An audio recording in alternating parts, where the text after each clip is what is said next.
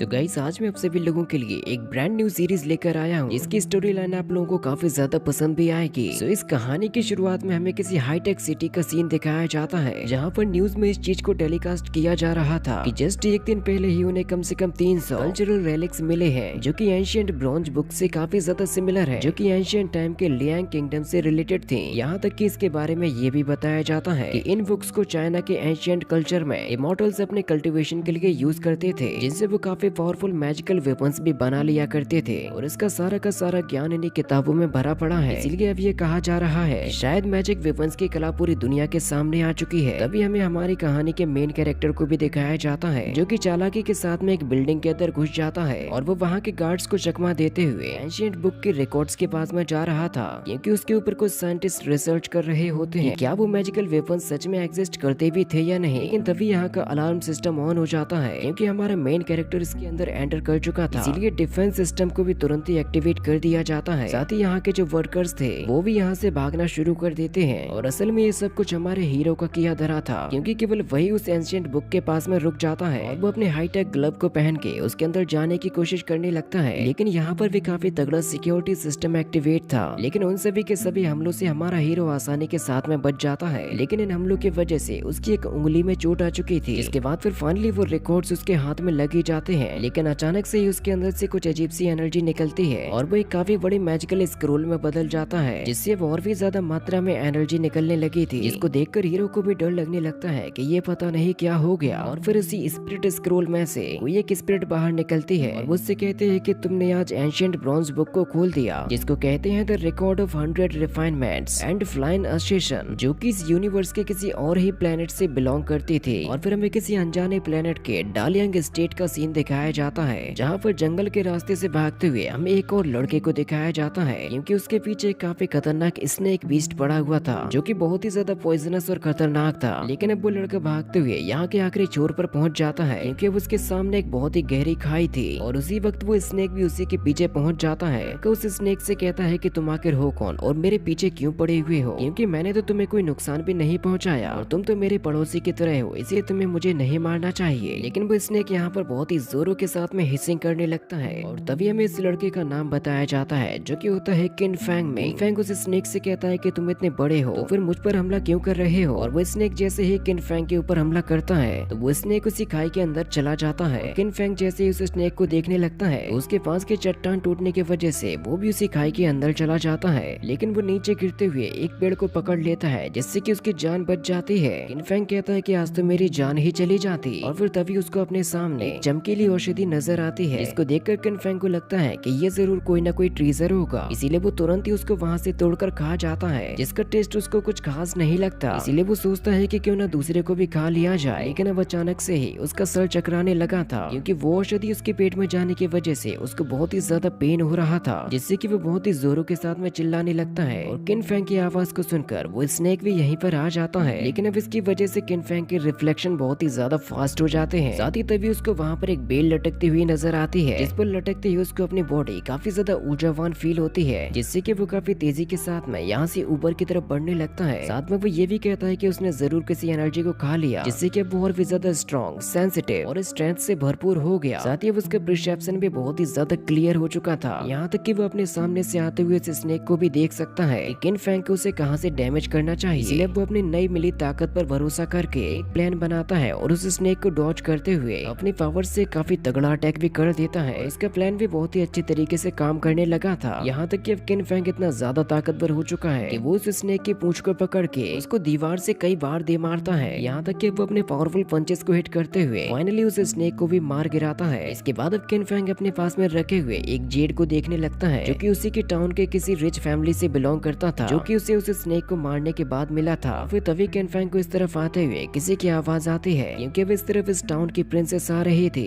और वो अपनी एल्डर सिस्टर से कहती है कि क्यों ना हम लोग यहाँ पर थोड़ी देर के लिए खेलने के लिए रुक जाएं। तो उसकी एल्डर सिस्टर कहती है कि हम लोगों को यहाँ पर रहते हुए काफी टाइम हो चुका है और ये भी पता चला है कि यहाँ पर एक बहुत ही पावरफुल स्नेक रहता है, इसलिए ये जगह हमारे खेलने के लिए बिल्कुल भी सही नहीं है। साथ ही मैंने ये भी सुना है कि इस जंगल में एक ऐसा बीस्ट रहता है इसका ब्लड बहुत ही ज्यादा रेयर है, क्योंकि वो खुद को बहुत ही जल्द ग्रो कर सकता है। और किन फैंग उनकी ये सारी की सारी बातें सुन रहा था। वो लिटिल प्रिंसेस कहती है कि क्यों ना हम लोग उसको पकड़ के उसे अपने ग्रैंडपा जैंग को बर्थडे गिफ्ट दे दें, जिससे वो काफी ज्यादा खुश भी हो जाएंगे। और उसके बारे में पता लगाने के लिए लिटिल प्रिंसेस अपने एक काफी हाईटेक डिवाइस को निकालती है जिसका नाम है शाओबाओ, जो कि असल में एक स्पिरिचुअल एनर्जी से भरा हुआ एक डिवाइस है। तो लिटिल प्रिंसेस को ये ऑर्डर देती है कि हमारे आसपास जितने भी लिविंग बीइंग्स हैं उन सभी को ढूंढ निकालो। शाओबाओ अपने सिस्टम को स्टार्ट करके तुरंत इस सर्चिंग को शुरू कर देता है, लेकिन जैसे ही उसके दायरे में फैंग का वो कीमती नगीना आता है उसकी वजह से शाओबाओ का ही सिस्टम फेल हो जाता है क्योंकि वो उसकी एनर्जी को ही नहीं संभाल पाता और क्रैश होकर नीचे गिर जाता है। तो एल्डर प्रिंसेस कहती है कि चिंता मत करो, हम इसे जल्दी ठीक कर लेंगे। तभी किन फैंग को कुछ अजीब सा महसूस होने लगता है क्योंकि वो उसको अपने विजन में 5 एलिमेंट्स नजर आने लगे थे, जैसे कि वो उनके भी पावर्स को महसूस कर सकता हो। और उसे शाओबाओ के ब्लास्ट होने से पहले ही इसका पता चल जाता है, तो वो तुरंत ही वहाँ से एल्डर सिस्टर को बचाता है और वो दोनों ही एक झरने के नीचे आ जाते हैं। किन फैंग खुद को बहुत ही कमजोर महसूस करने लगा था। तभी लिटिल प्रिंसेस गुस्से के साथ में कहती है, तुम्हारी वजह से मेरा शाओबाओ खत्म हो गया, अब मैं अपने उस प्रेजेंट को कैसे ढूंढ पाऊंगी। इसीलिए वो अपने गुस्से से स्वॉर्ड को निकाल कर किन फैंग को मारने के लिए जाती है, लेकिन एल्डर प्रिंसेस उसको रोक लेती है कि ऐसा मत करो। और फिर हमें अगले ही सीन में किन फैंग को किसी के घर में दिखाया जाता है और वो असल में अपने ही घर में मौजूद था। किन फैंग को समझ नहीं आता कि वो आके घर पर कैसे आ गया। तभी उसको बाहर से आवाज आती है जैसे कि उसके पिता को कोई मार रहा हो। तो किन फैंग तुरंत ही भागते हुए अपने पिता को बचाने के लिए चला जाता है। वो दोनों ही बंदों को वहाँ से उठाकर फेंक देता है। फिर वो मोटा बंदा किन फैंग के पिता जैंग से कहता है, ये अपने बेटों को संभालो, ये कुछ ज्यादा ही उछल रहा है और तुम्हारी भलाई इसी में है कि तुम मेरी फैमिली से टकराने की हिम्मत भी ना करो। और फिर वो किन फैंग से फाइट करने के लिए अपनी एक टेक्निक को यूज करने लग जाता है जिससे कि उसके दोनों ही हाथ गोल्डन कलर में बदल जाते हैं। तो फिर किन फैंग भी खुद पर भरोसा करके उस बंदे से फाइट करने के लिए चला जाता है, लेकिन किन फैंग अभी उस मोटे आदमी के सामने नहीं टिक पा रहा था। तो फिर वो तुरंत ही अपने पास में रखी हुई एक काफी बड़ी सी चीज को उठाता है, जिससे फिर वो उसी बंदे के ऊपर हमला करने लगता है। और किन फैंग के केवल एक किक हिट करते ही उस मोटे की हवा टाइट हो जाती है। किन फैंग उससे कहता है कि आज मैं तुम्हें यहीं पर खत्म कर दूंगा, लेकिन तभी किन फैंग के पिता वहाँ पर आ जाते हैं। उस मोटे आदमी से कहते हैं कि आप लड़िए, मैं आपको उस बड़े सांप का मांस और पित्त दोनों ही दे दूंगा। किन फैंग कहता है कि अच्छा, तो ये लोग यहाँ पर इसलिए आए थे। और वो मोटा बंदा तुरंत ही उससे वो चीज लेकर तुरंत ही भाग जाता है। इसी के साथ में एपिसोड भी यहीं पर खत्म हो जाता है। अगर आप लोगों को एपिसोड पसंद आया हो तो प्लीज मुझे कमेंट में जरूर से बताइएगा।